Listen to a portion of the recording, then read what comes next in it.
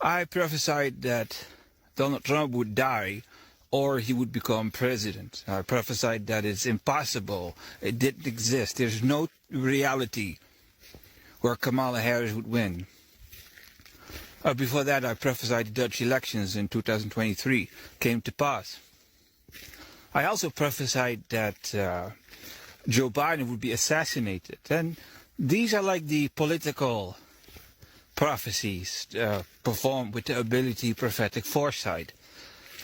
Doesn't work like that in the beginning of your career as a prophet, because the moment you are set aside by God to do prophetic work, you get your reformation, your personality reformation, and you can go there and go do this and go do that and say this and say that. Not to the masses, no, to that one individual in some church somewhere far away where nobody pays any attention to. You know, you have all these church rituals, all these ceremonies, and all these people who are so important and stuff. Yeah, stand, watch them. And then the Spirit of God will fall upon me, not for them. No, just for someone in the corner. Just one individual that is weeping and living in insecurity, having emotional imbalances, living in fear or doubt or whatever. Get his support. That's what prophetic work is. You're in the church and somebody is praying to God, and God responds to the call with a prophetic word. That's all it is. He speaks with people and he decides who he speaks with. And let me tell you something. Watching the last 10 years, there's not much speaking going on. Because there's an issue in the church called pride. Proud people, people that want to expand their territory, people that want to have something to prove, all kinds of character imperfections. And, you know, who wants to talk with that? Why would God talk with anyone he is not pleased with? He's silent. So, instead of God talking to me about whatever needs to be said to one of the Christians in the church, I've gone through a process where I've been taught how to calculate the future myself. And that's a difficult thing, and I'm going to introduce you to that. Let's call it spiritual mathematics. How to do that.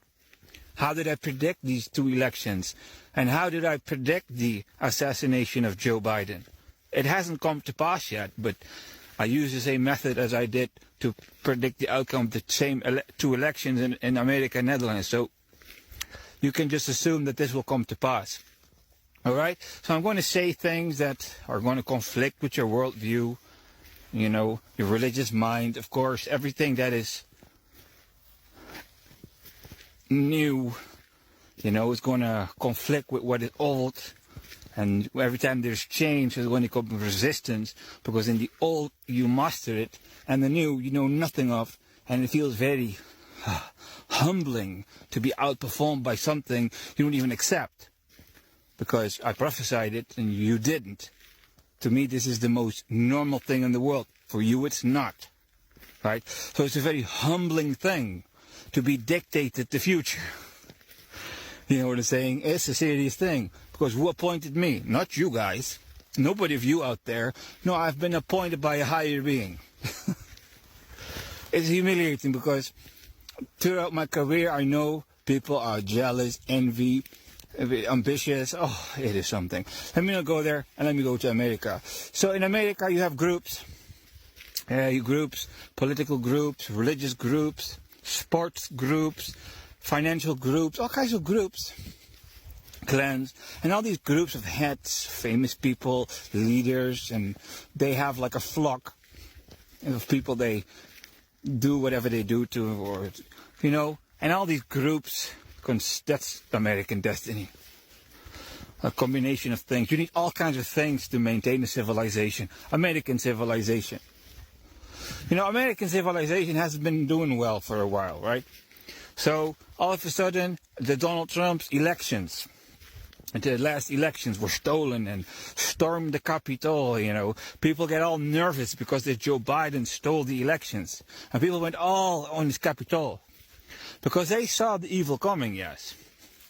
The people saw the evil coming, the woco-loco crazies, the people who have lost track with reality, the anti-Christians, the enemies of the church. People saw them. People saw how they became the majority and overtook America and turned America into what Christians and Jews would call Sodom and Gomorrah, the pile of sin. People saw it and people became radical. People became aggressive. But people don't understand it's the judgment of God, this thing. People fought the judgment of God. In the Bible it's written, Jeremiah warned the Jews, don't fight. It's your punishment. If you break free from your punishment, your iron bars will be translated into, your wooden bars will be translated into iron bars. This thing is your judgment, America. Do I need to explain colonization, election overthrowing, collateral damage, blah, blah, blah, blah, blah. Name the lists. Exporting of pornography, exporting of wickedness, subjecting African leaders into the weirdest normalities. Spreading the new normality, spreading the new world order, Satania normality in all of the world. If you run a civilization, a matrix hypercube, if you run a civilization like that, it's not to be questioned why your children are astray, why nobody wants to marry. Well, I'm not going to go do the preaching. Don't question why shit is going wrong. Where is the creativity? Why is everything it's not difficult to understand. But, Americans, they repent, they have religion, they do what they do, so slowly they purify the sins. It's called repentance of sins, purify the quote-unquote bad karma, the curses are lifted, and all of a sudden, you win the elections, right? And the prophets show up and go like, he will win the elections 2 months before. It's like the journey of the American destiny become a little bit more gentle. Every time another curse is lifted above the American destiny, another privilege is returned. A prophet speaking to the United States, not from within, but from somewhere outside, but it's still a prophetic message. It's appreciation for the small things. Divine justice is a difficult matter, ladies and gentlemen, from the United States. It's a difficult thing to understand. So you've got all these groups, and they have all these group leaders. It's a democracy. It's not real democracy. It's a republic, but it works like a democracy. So everyone has free will. Some leaders can go left, some leaders can go right. You can do the right choice, you can do the wrong choice. You can be moral, you can be immoral, all these choices. And all these groups have a timeline. All these timelines. Group leaders leading the timelines. Financial timelines. Look at the financial transactions. How do you trading with other nations? Are you exploiting them? Look what China is doing. Lending money to nations, you don't pay, they take a harbor. That's pretty aggressive. How is American financial centers doing? Those who inherited, founding fathers create this authority system called United States, where the children inherit, the grandchildren inherit, and the people enter the positions, create these centers, media centers, CNN, financial centers. What kind of business are these people doing who have the birthright to sit on those chairs? Generational bloodlines. The democracy of America. People who are born for this. What are they doing with that? So that's called an account. And the better this account, at one point there is something called the head of state seat. That's the political cycle. The main cycle in the United States. Okay? So when Donald Trump is entering that, something is going to leave it. Let me tell you that. So now Satan is sitting there. Satan with the Woco Loco sitting there using the generational blessings and the birthrights of the majority of America. The people that want to have the abortions and do all the wickedness and say, who are you to judge me? People who have their new, These people are committing the sins whereby they'll be disinherited. So no longer democracy. People are so scared. because they're like, Trump is going to dictate. People are so scared for that. Yeah, it is a scary thing.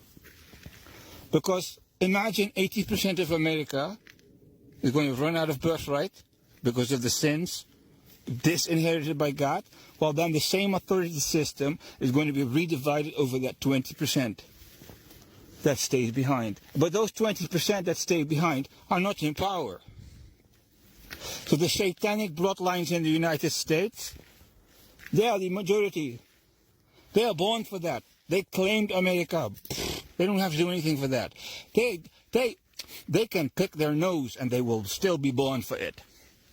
They can do anything they want and they will sit in their destiny.